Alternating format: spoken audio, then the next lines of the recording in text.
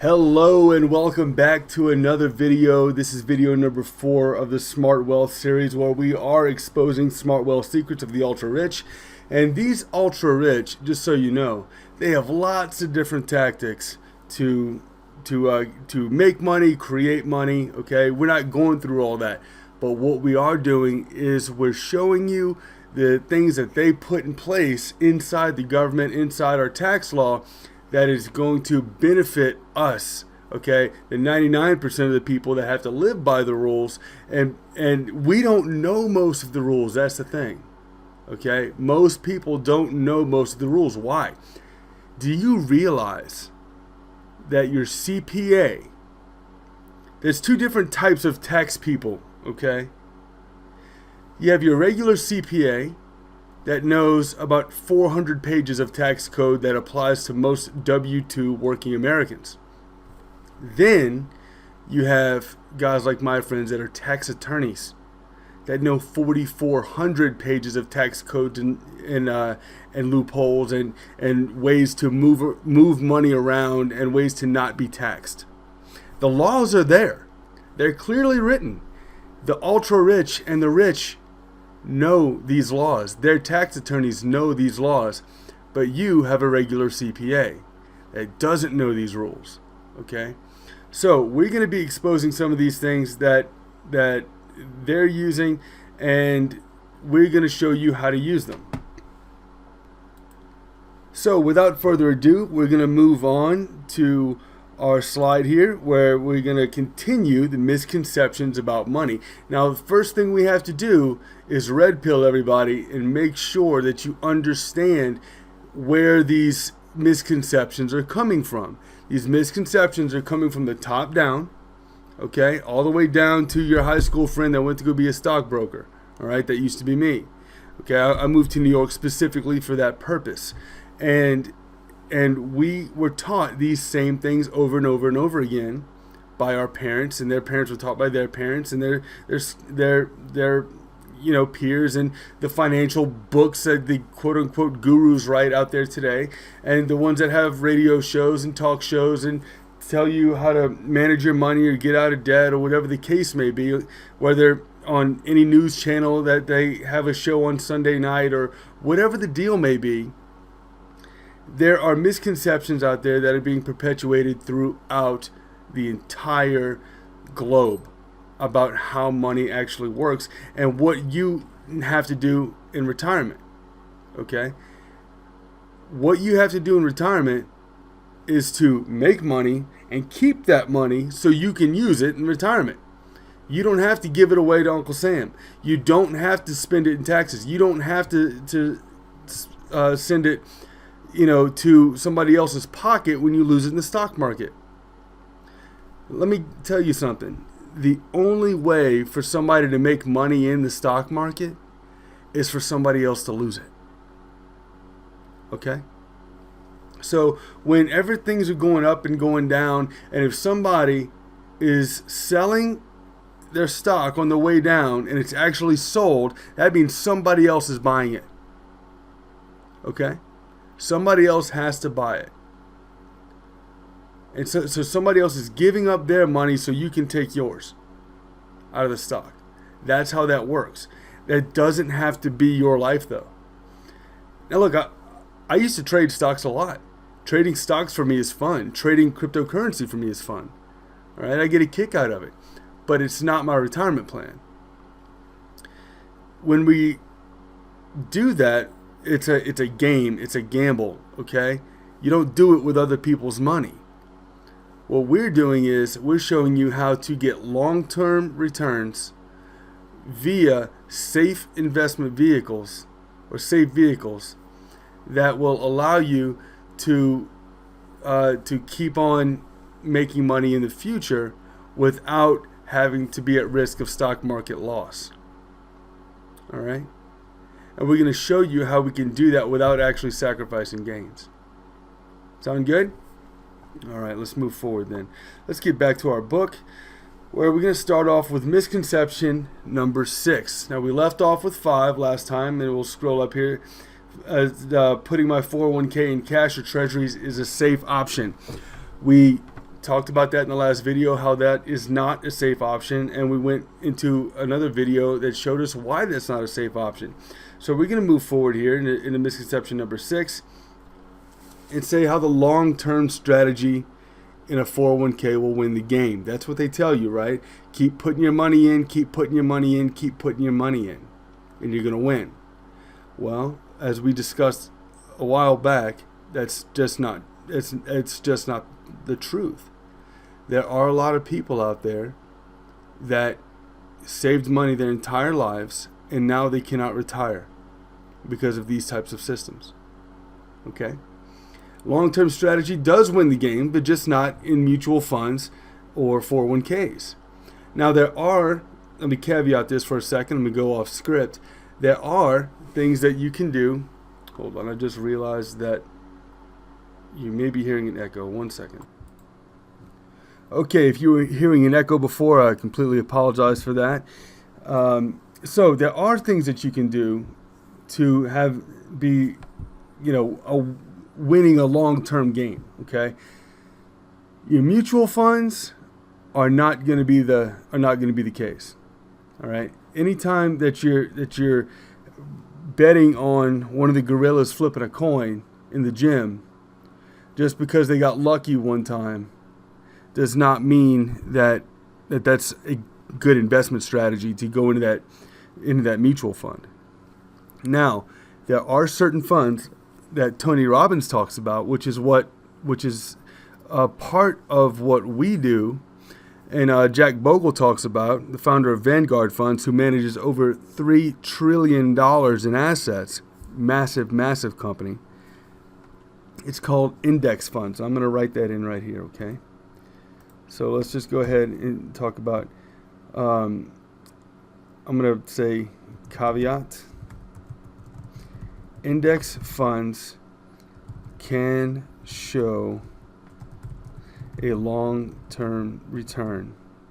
And why is that? It's because index funds, let's say you invest in an index fund, the S&P 500.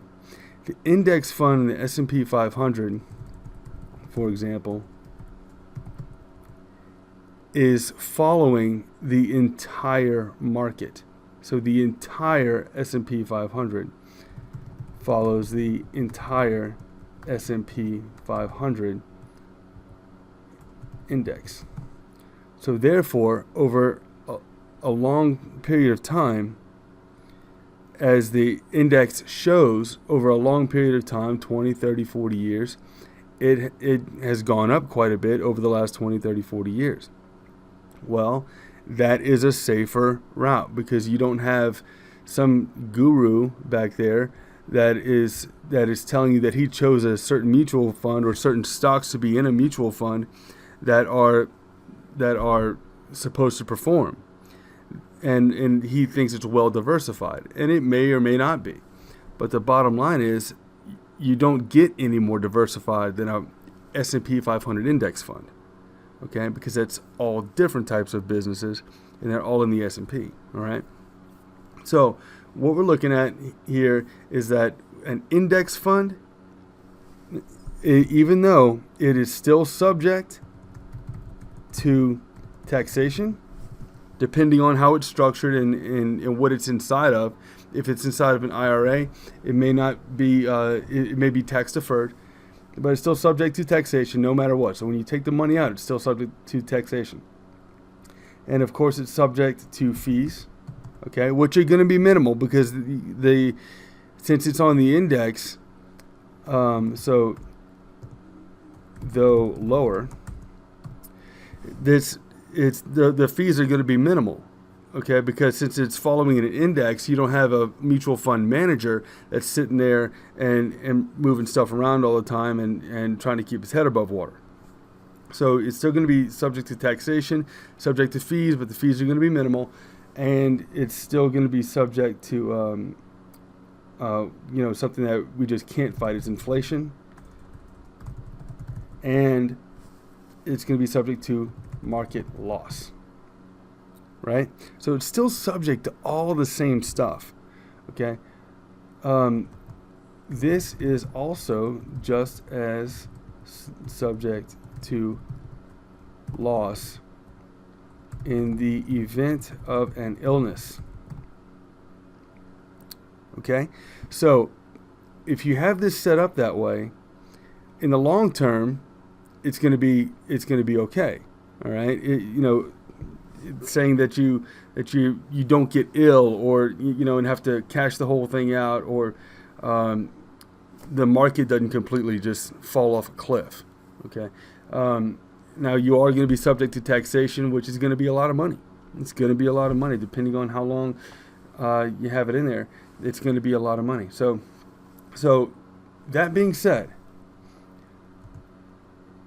I will show you how to invest in index funds, okay, or the equivalent thereof, without losing money in the market and not paying taxes during retirement. 100% legally. I hope you're getting excited, because this is a massive, massive deal. Do you understand how much money you save whenever you don't have to put up with market loss? When you don't have to pay taxes during retirement? Do you understand how big of a deal that is? It is huge. It is massive. Massive, massive, massive. This can double, triple your entire nest egg. Okay? So, and by not doing anything different, just keeping it where it's supposed to be. And I'm going to show you what that is. So, getting back to the script, I'm going to go ahead and, so you see the difference, I'm going to go ahead and italicize this. The reason why buy and hold doesn't work anymore is because of market fluctuations. I think we already know that. Every 7 years or so, we see a pretty significant correction in the markets, generally speaking. Corrections are healthy for markets, okay? But they're not healthy for your retirement account. In 2008, many lost 40% of their 401k, losing their ability to retire completely. If the market goes up 50%, you're still only at 90,000, right? Now, here's what we have to look at. It's not safe, because the fact that the markets have fluctuated down 20, 30, 40% since we've had markets. This is nothing new, and it should be expected. Additional fees, losses, and taxation is what is killing your ability to retire, and you should be scared of these things. The biggest problem with this is that the money you've saved or earned over possibly could be decades could be wiped out within a couple of days. No matter what, you'll never get that time or money back, because guess what? If the market drops down 50%, it has to go up 100% for you to get your money back. And that could take a lot more time. And it's time that you just don't have. Now, what if your retirement vehicle could eliminate 100% of the market losses while still participating in the market upside? We're going to talk about that here later in this book. Now, let's go to misconception number 7. Tax-deferred plans are good investments. Well, your IRA, 401k, 403b, if you're a teacher, or SEP IRA, if you're an entrepreneur, are all what we call qualified plans. These numbers, like 401k, actually refer to the area in the tax code in which the laws allowing these types of accounts to function can be found. But a lot of people didn't know that. Let's look at the benefits of these qualified plans for a moment. And here's what's pitched, okay, to the typical employee. It's a payroll deduction. Okay, so you're automatically saving money without you knowing it. Okay, so you don't have to write a check every month for that money. It's automatically coming out of your paycheck, and you don't even see it, really. It's in there in a line item, but you don't really, it's not hurting you. Okay, so boom, it's a payroll deduction, and you don't have the pain of having to save it every month. So that's good. Employer matches a portion of your investment up to a certain amount, say 5%. Okay, so people say, "Oh, I have a 100% match." Yeah, sure. How much are you putting in? If you're putting in 5% of your of your of your check and you get 100% match, well, that's great. Okay. Um, but people say that they have 100% match. It's typically it's 100% match up to a certain amount. If you're independently wealthy and you just have a job and they match your contribution, you know, I don't think that they're going to match you up to your total amount that you put in there. Some of them do, and if they do, that's great. If they do, that's great. But oftentimes, it doesn't happen. Taxes are deferred. Okay, means that you don't pay taxes on it now. That you let it get bigger, and then you pay taxes on it later when it's bigger. If that makes any sense, I don't think it does, but you know, allowing compounding to have a greater effect for future growth. That's what they say. That's the pitch. Now they say, well, if you don't pay taxes on it now, you're going to get more money in compounding later on. Well, that's true. It does grow bigger, right? But those taxes later on are going to be massive. Massive. So we have to take that into consideration, that what you're allowed to actually spend later on, it's not going to even out. Financial experts are guiding the direction of your funds so you don't have to. Well, let's take a look at that for a second, shall we? Who's the financial expert that is guiding your fund? How do you know that guy's a financial expert? Do you think that if you work at a massive company that the CPA or whoever's in charge, the comptroller maybe, is in charge of all these things, of everybody's 401k? How well did he really research the company that he's putting your money with? Is his money in there? Probably his 401k, but how much is he actually keeping his 401k? What we have to look at here is, what are these guys doing? Who are they? Okay?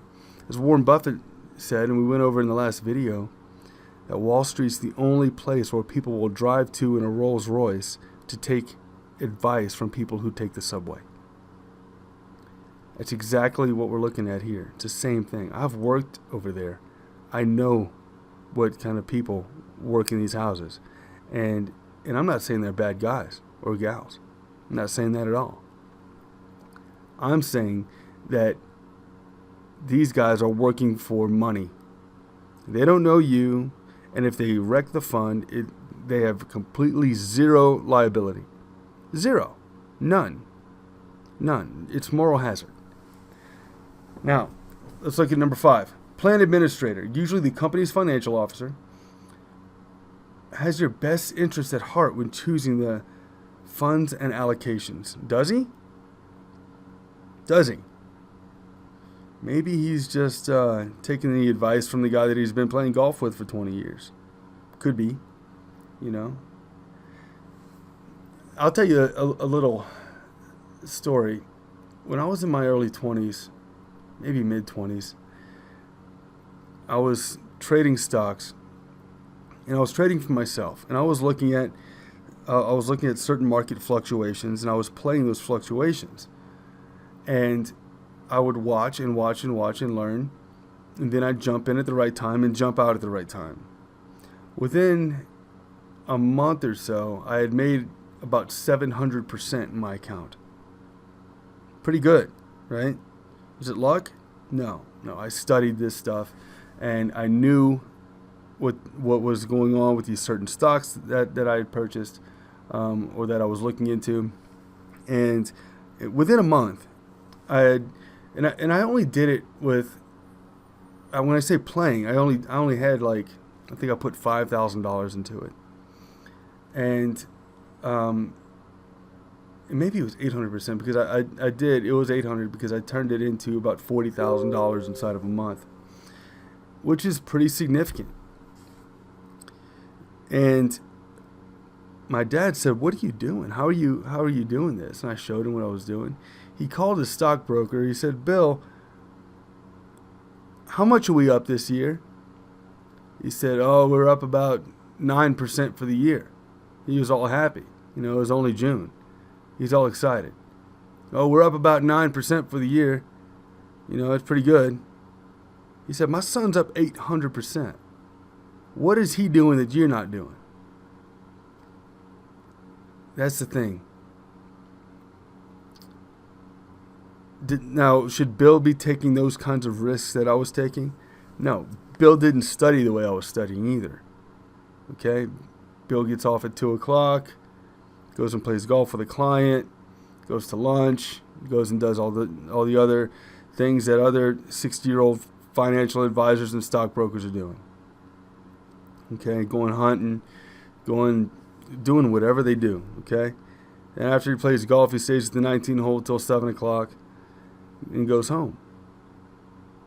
Market opens up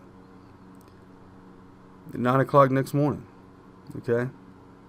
So it's or at 8:30 next morning rather in Lafayette. So the deal is that how do you really know that your CFO, the company CFO, is thinking about you and your family's interest? If that was the case, look, if they were really investigating the type of investigation that we do, look at really who's in charge, who's at the top. If they were doing that, do you think you'd even have a 401k to begin with? The answer is no. If they cared about it as much as they should, your money would not be at risk at all. It's just a cog in the wheel, guys. It's a cog in the wheel. Now let's look at the truth. Automatic savings. Yes, the payroll deduction thing is good, but auto draft is nothing new. Matter of fact, the things that we do with BeneShield Financial, all of it's auto draft. Okay? And that can be set up to automatically draft from your account on payday if that's what you want. Okay? So when you get your automatic deposit, that same day, it's going to auto draft out of your account. We've been doing that since forever, and it's a very safe route to go. So it can be set up automatically for any retirement accounts, be deducted from your checking account on payday. Nothing really new here. It's not really a big deal, but that's one of the things that people pitch about why you should invest in your company's 401k. Employer matching. All right, let's look at that. Employers are saving a boatload of money with this whole matching thing. Before the mid-'80s, employers used to provide pensions to long-term employees. When the 401k was created, they stopped adding to pensions and put the bulk of the retirement investing responsibility on the shoulders of the employees with a 401k system. Employers have to match very little, and the bulk of the money goes to investment banks who are draining 401k accounts to the tune of $17 billion per year in fees, whether they make or lose money. $17 billion a year just in 401k fees. Okay? Massive, massive, massive industry. And that's only one small part of their industry, you understand? But that's an industry within itself. Let me go back through this. When the 401k was created, they stopped adding to pensions and started putting the responsibility of investing on your shoulders. And it became the market norm. Why? Because everybody was brainwashed by the media to believe that's what we should be doing now.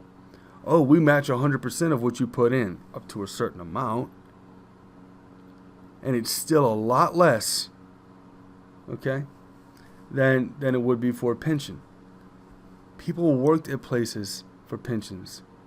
You spend your 30, 40 years in a place, 20 years in a place you get a pension, right? And that's the deal. And people went to work at big companies specifically for that pension, so they could have a good retirement. And they saved money on the side as well. They were able to do both. But those days are gone. The banks, investment banks that run these 401ks and run the mutual funds in the 401ks have got it to where there's no more of that going on. it's all up to you now. And we're common people. Most of us don't know how to read a prospectus to tell us what fees are what or what to invest in. A big company, big oil company or a car manufacturer or whatever, is supposed to have somebody that knows what he's talking about, knows what he's looking at, knows about investments, and can invest the pension fund where he needs to invest it to make it safe for everybody. Now, that's a big responsibility. But with 401ks, he doesn't have to do that anymore, does he? All right, let's go to tax-deferred growth. Will you borrow money from the bank and say, here you go? If the bank said, here you go, we'll give you this money, just sign right here, and we'll decide the interest rate later on. Here, I'm going to give you $100,000, and I'll tell you, just sign on this dotted line saying that you owe this back with interest, but we're not going to tell you what that interest rate is yet. I don't think that's a good deal for me. I'm going to pass. It wouldn't make any sense. However, that is exactly what you're doing when you defer taxes to a later date. Taxes are not going to go down for the average American anytime soon, if ever. In reality, it's likely that taxes will continue to rise in the future. Okay, no matter who's president, and unless they completely abolish the Fed, which would not be a bad thing, unless they completely abolish the Fed, we're going to continue to go up in taxes. In reality, it's highly likely that taxes will continue to rise in the future. Think of it this way. Would you rather pay taxes on the seed or on the harvest? I'd rather pay taxes on the 50-pound bag of corn instead of the entire crop. It just makes more sense. Even though I believe we currently have the greatest president in history, and that's my personal belief and opinion, of the United States, the numbers just don't lie, he has very little bearing on what the taxes will be in 10, 20, or 30 years. Okay? It is important to note, however, that we have set ourselves and our clients up with plans that grow tax deferred with after-tax money, and that BeneShield Financial will show you how that you can pay out 300% more income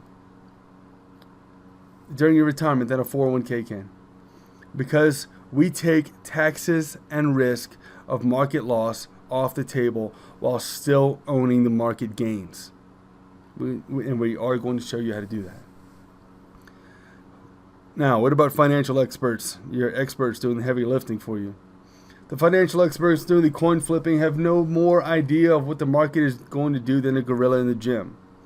Trusting your entire financial well-being to your company's CFO and the investment 401k salesman is a sure way to never be able to retire. Let's look at reality for a moment. There's a huge chance that your CFO went over the highly inflated prospectus of the various funds, and the salesman was very sincere when recommending them. They went to lunch for 2 hours, played a round of golf, had a couple of cocktails at the 19th hole, and everybody was happy. I sincerely believe that none of these men anticipated market loss in these well-diversified investments. However, just because they were not educated in the alternatives does not excuse the reality of the losses felt by families across the nation. You see, the fact is that the largest banks in the world have the largest corporations in the world beholden to them, and if you choose not to participate in the 401k program, you don't get treated as an equal in your company. Try it. Basically, the companies have laws, and they need to abide by anti-discrimination laws based on color, race, gender, creed, etc. However, if you don't put your money into the massive banking machine, you are outside of that protection, or can be outside of that protection. That's how deep this has gone, especially for the major corporations. And your CFO doesn't even care to know about it. Doesn't even know. Everybody's just on this big wheel, but you don't have to be. If you are reading this and are the CFO of a company, you owe it to your coworkers to investigate ways that will minimize their risks and maximize their gains, which will be explained later and further into this book. So, what's our takeaway? Takeaway from this, even though deferring taxes through qualified plans until a later date sounds great, sounds sexy, this is one of the biggest hoaxes ever perpetuated on the American people, or perpetrated on the American people, sorry. You'll end up paying a lot more taxes in the end, and paying on the harvest, not the seed, at likely a much higher tax rate than you're currently in right now. We'll show you later in this book how to eliminate the drain of taxation from your main retirement account, and how the wealthiest 1% of Americans use the tax code to do exactly that, with codes 7702 and 101A. Now let's talk about this one. Your home is your greatest asset. Is that true? I don't know. I guess it depends on what you call an asset. An asset is something that will continue to increase in value and or puts money back into your pocket every month in the form of positive cash flow. If your home can go down in value, which it can, and if it doesn't provide you an income that ends the year in a positive net gain, you don't have an asset, you have a liability. Look, most people's homes are liabilities, not just yours or the guy down the street. They may appreciate in value, but their upkeep is a constant expense and a drain on cash. However, you have to have a house. We want them. Our wives love them as men. My wife knows I'm just as happy in a tiny log cabin with a good dog and a good knife in the woods. But when it comes to families, when we have families like I do, we need to provide for them, and we need a base to do that, and that's the home. Obviously, you could use your house as a rental income, or your property as a rental income, or any kind of home-based business that requires use of the home. Then your house could become an asset. Without getting too deep into it, we all know that bubbles burst, markets fluctuate, and when this is the case, the equity in your home becomes unreliable at best. Of course, this is a statement that is not a one-size-fits-all solution, but this is the only to say that in most cases, what goes up must come down when it comes to markets, and when it comes to your retirement, you can't afford the down part. Is that fair? Now, so I just want to go back here real quick. This type of thinking, your home is your greatest asset, is what sold billions and billions and billions of dollars worth of mortgages in 05, 06, 07, and crashed in 08. This is what sold mortgages. Your home is your greatest asset. Of course, we all know your home is your greatest asset. Home is your greatest asset. Home is your greatest asset. On every television station, they had the same script. Home is your greatest asset. Home is your greatest asset. But it's not. Your home, for the most part, is not an asset. It increased in value, lots of people, and they took that money out and bought another property, right? Figured they could afford it because the economy looked good, everything was hunky-dory. And when they took the money out of it, well, then they lost it. Then they ended up losing the home, right? Or all their homes. People had multiple homes. They'd take equity out of the house and buy a car with it when they should have, put it somewhere else. But they took equity out of their homes. They should have left it in, because they thought that their home was an asset, and it's not. We don't want to see this happen anymore, do we? Of course not. So let's look at number 9. Cash value life insurance is a bad investment. Some of my closest friends are financial advisors. People I respect most in the world, some of them are financial advisors. Part of this entire system.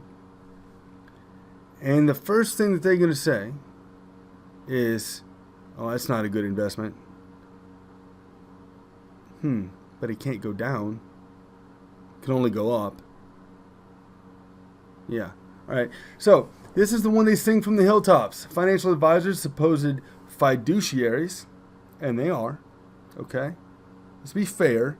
They're fiduciaries, but they're just putting your money at risk. They're that kind of fiduciary. Okay. Not the one that saves your money and gives you gains without market loss. Not that kind. Fiduciaries will tell you to put your hard-earned cash in an at-risk investment that will be taxed annually with management fees assessed, while at the same time trying to convince you that though they get paid to lose your money, insurance agents are only after a commission. Do insurance agents make commission? Yes, absolutely they do. Yes, they do. Is it as much over the course of, say, 30 years as these guys get paid? Not even close. So let's go ahead and explain where this rotten lie is derived. Big banking doesn't especially like big insurance at the broker level. Now, I'm sure the heads of these companies have drinks together and their wives know each other, from fundraisers or whatever the case may be. But at the broker level, not at all. I'm sure at the top levels they're playing golf together and discussing who they will put into power next in some foreign country. But at the street level, your level, they're at the odds. All right, they're at odds with one another. Stockbrokers know that they cannot compete with insurance advisors on return on investment. And they also know insurance advisors are legal fiduciaries, where insurance advisors are ethically, morally, and legally bound to act in the best interest of the client. Legally, ethically, and morally bound. Stockbrokers, most of them, do not have this legal binding. Therefore, they will say that the cost of insurance is too high to be a good investment. This, of course, is absolutely false. It's just not true. As a matter of fact, many stockbrokers and registered investment advisors have stopped their peddling of mutual funds and switched to cash value life insurance as a retirement planning strategy once they were truly educated on its power. And how do they get educated? By this type of course. Let's look at the differences between a mutual fund and a cash value life insurance policy. Life insurance cannot lose money. It participates in market gains while never losing money when the market goes south. It can be fixed or indexed. Okay? Fixed means it has a guaranteed annual amount that it will pay, such as 4 to 7%. This will never change as long as the policy is in force. Now, let me pull up a picture here of what indexing looks like. Okay, indexing. Index means that it's attached to a market index such as the S&P 500. Remember we talked about the S&P 500 earlier? When the index has an annual gain, that same percentage gain is credited to your policy's cash value. So if it goes up 10% and you have $100,000, that same 10% is going to be credited to the policy's cash value and locked in as principal. It can never fall below that principal. So here's what it looks like. You start off with now these are real numbers, okay, from the S&P 500 index, this is from 1999 to 2016. So if you start off, you got Bill and Joe here. Bill is blue and Joe is red, and they start off both with the same $100,000. Bill puts his in an indexing type of cash value life insurance investment. Well, what happens? Start off at $100,000, and so in the first year, 1999, oh, by the way, we're going to put a 13% cap, okay, on our index fund. Okay, so we're going to, not on the index fund, I'm sorry. We're going to put a 13% cap on the insurance policy because with the S&P 500, a lot of policies have a cap. Well, we have policies with no caps, but to have a 13% cap on gains is very common. But even with that, we're going to show you what this looks like. So, year 1999. Market goes up 19%. Okay, 19.5%. Well, the red line's higher in 1999 as the index only goes up 13% to 113,000. It goes up to 119,000. But what happens the next year? The market goes down to 107. We're still at 113. Market goes down the next year again. It's down to 93,000 now. Now they're in the red. Lost 2 years, but we haven't gone down anything. We're still at 113, but the market has gone down, but we've stayed safe. Next year, 2002. So we remember the dot-com bubble burst, and we remember September 11th. All these things caused the market to go down. So 2002, he's lost 30% or so. He's down to 71,000. We're still at 113,000. We haven't lost any money. Now, market starts to go back up. 127. While they're still at 90, they're not even caught back up yet. Market goes up again. 2004, we're at 143,000. They're still at 98,000. 139. While they're at 101, we're still way ahead. And here we go. We're pulling up to the bears here at 115, 161. So it's staying congruent all the times that it goes up. 2007, 167 to 119. Okay, now they're back where they started in 1999. It's only taken 10 years of losses to get caught back up, right? What happens in 2008? Boom. Crash. $73,000, back down to 73,000. And this is just if somebody put something in an index fund like we talked about earlier, index funds that are supposed to be safe over the long term. This illustrates exactly what the long term looks like. Boom, down $73,000. Your index your index insurance policy stays flat, right? So now you're pulling way ahead. Market goes back up. You're at 189 compared to 90,000, 213 compared to 102, and 213 again. The market was flat that year compared still to 102. Then we go to 241 to 116. These are real numbers, guys. Real live numbers. 272 to 150, 167 to 303. Market's flat again for the most part.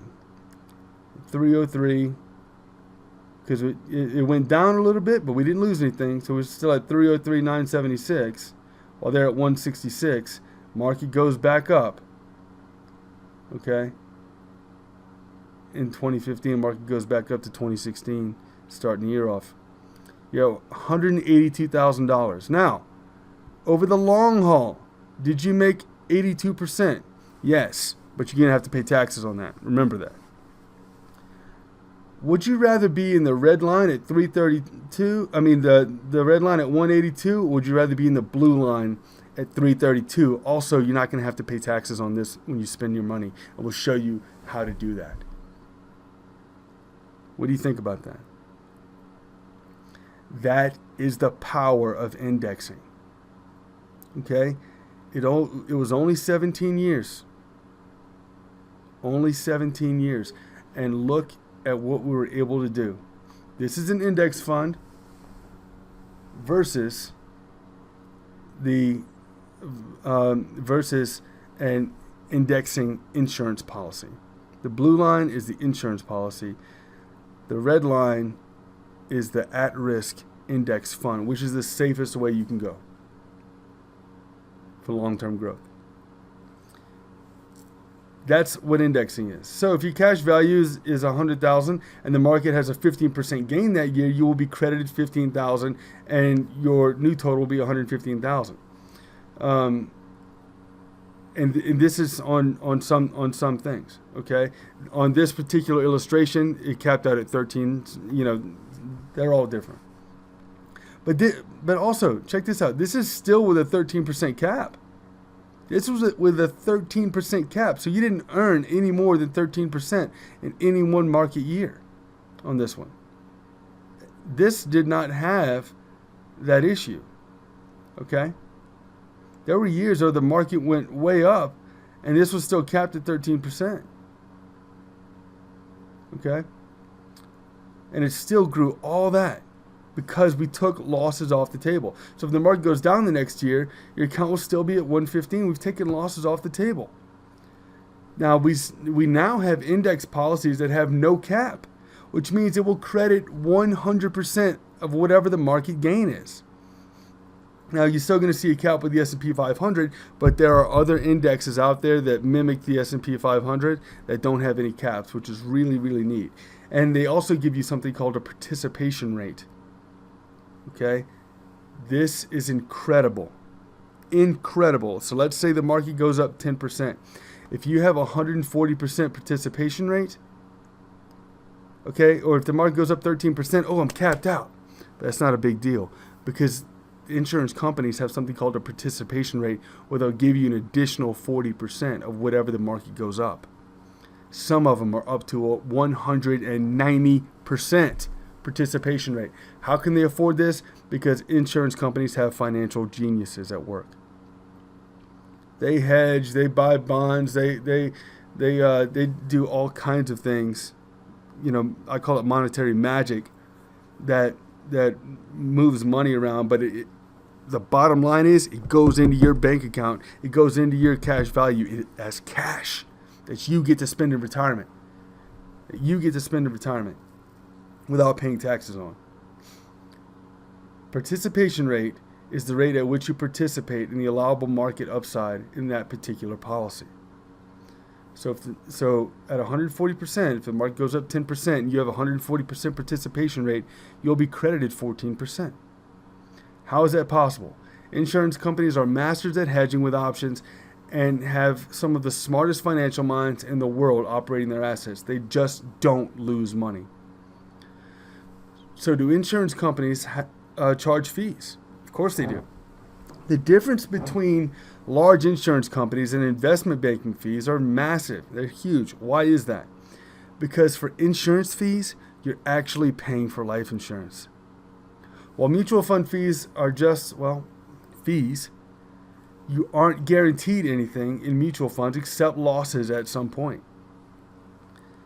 I recently had a client who was 57 years old and in good health. He had $500,000 in a 401k plan that lost 38% in 2008. It's a big kick to his gut. He's sick of the risk and wants to work with me, but didn't think he could retire with only $500,000. Usually he'd be correct in a market type scenario with a stockbroker. But if he was following their investment advice to the mutual fund slinger, that would be an issue. They're going to tell him that you need a lot more money than that. But using special design techniques, we were able to get him a $900,000 death benefit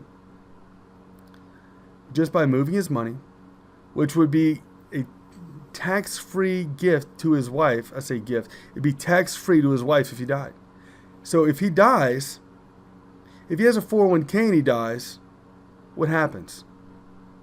His wife pays taxes on that 401k and she gets the rest with no government penalty.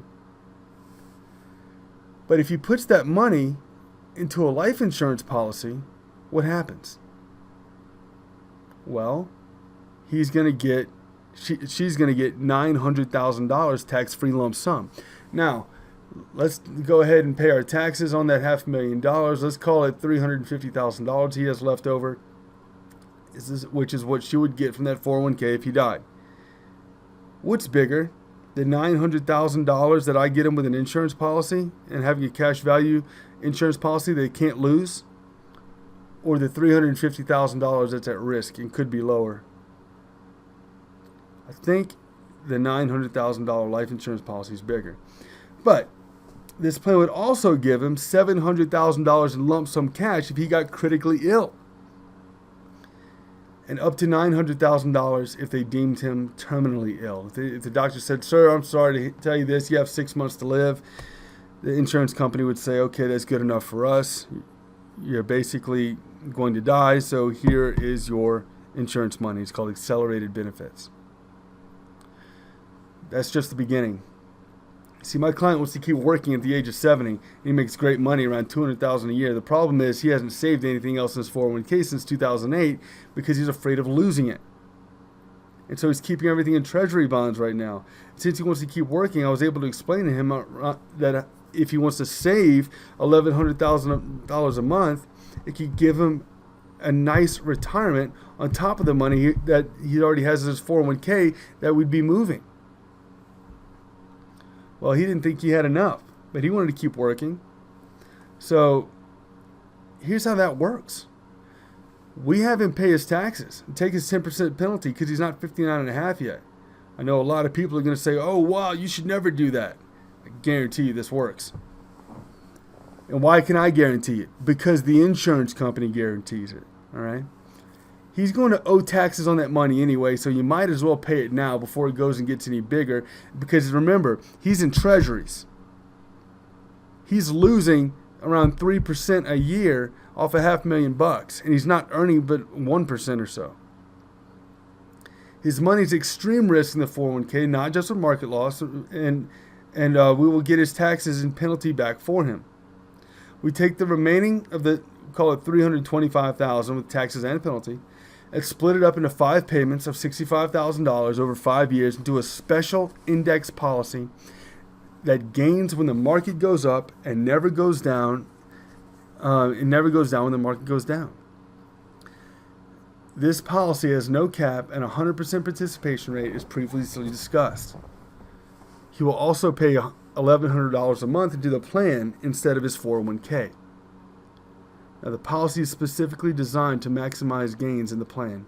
Now, this is very important. I specifically designed this policy to maximize gains. If they don't know what that means, then you've got the wrong guy. You have to have somebody that knows how to specifically design the plan to maximize the gains, and that's what we specialize in. The policy has a face amount of $900,000 in death benefits. The policy has true living benefits, where if he ever gets any type of critical illness, paralysis, disability triggers, or terminal illness, he'll receive a lump sum tax-free check for up to 100% of his death benefit without having to die. Up to 90% if he's not considered terminal by a doctor. To spend as he sees fit. It's amazing.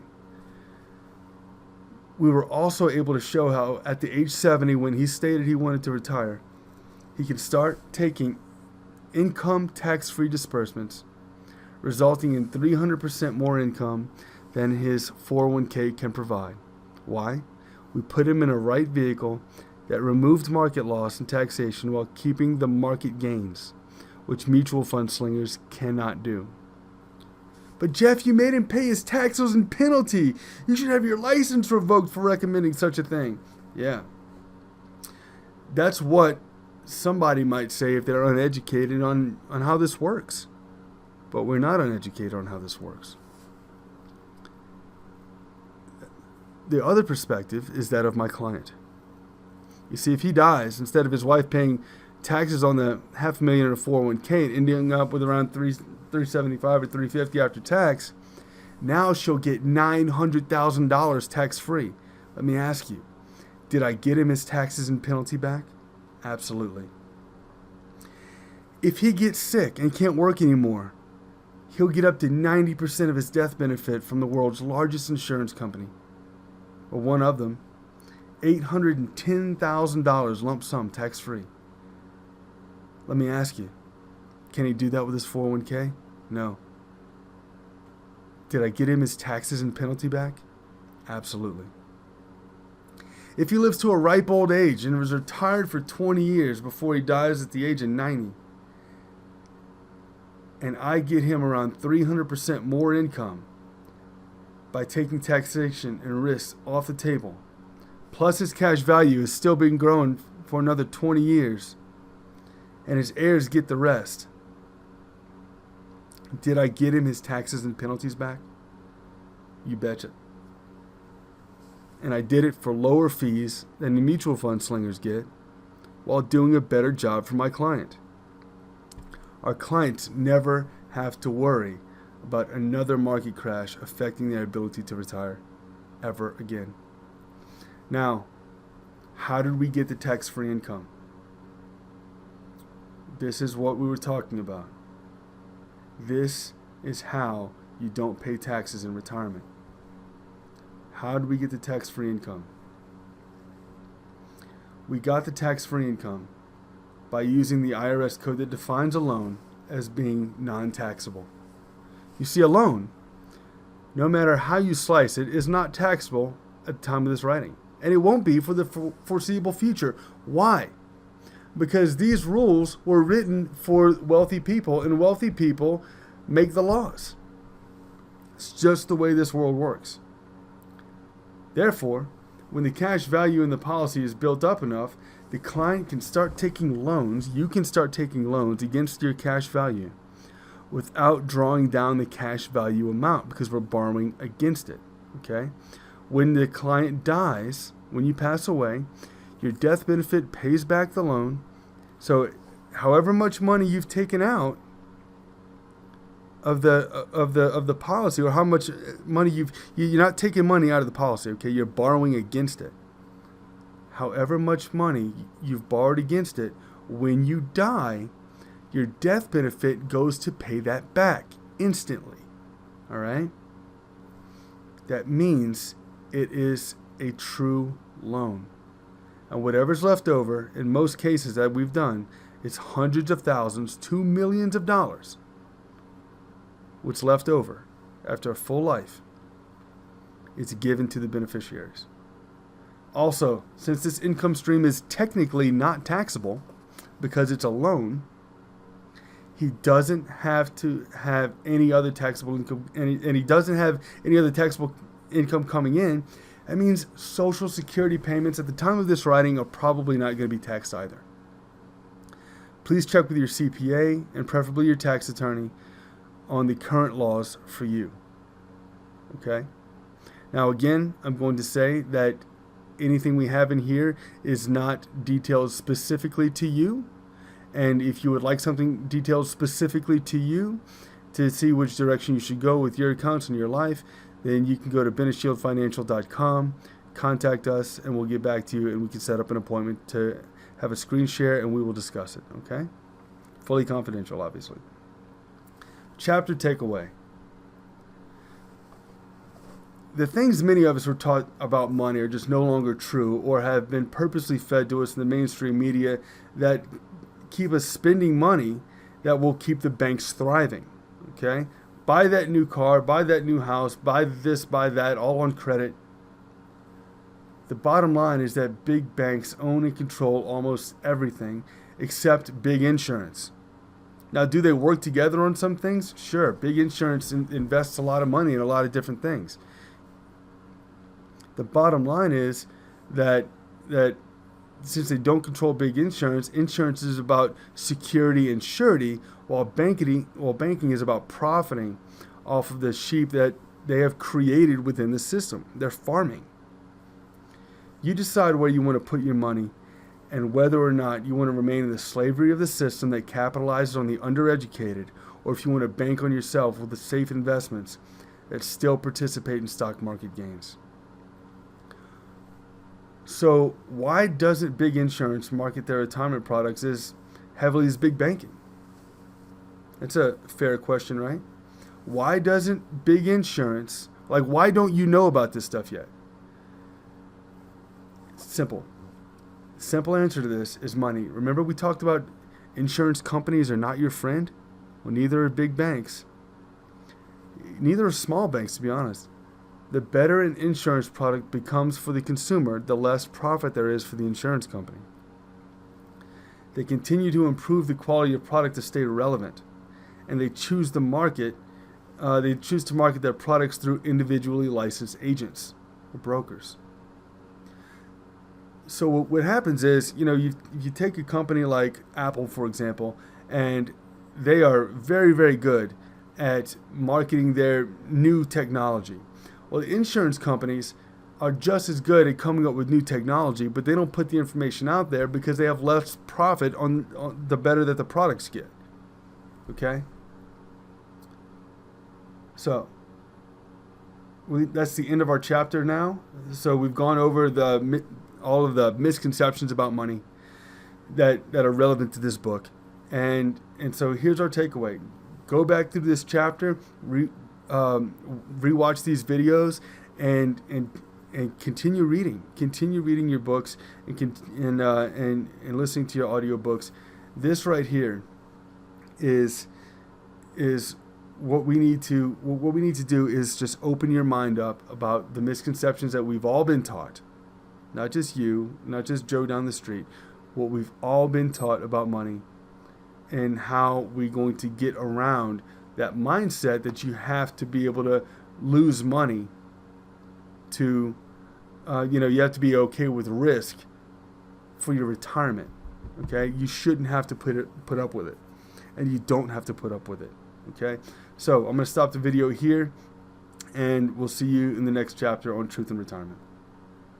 God bless, and I'll see you in the next video. Bye-bye.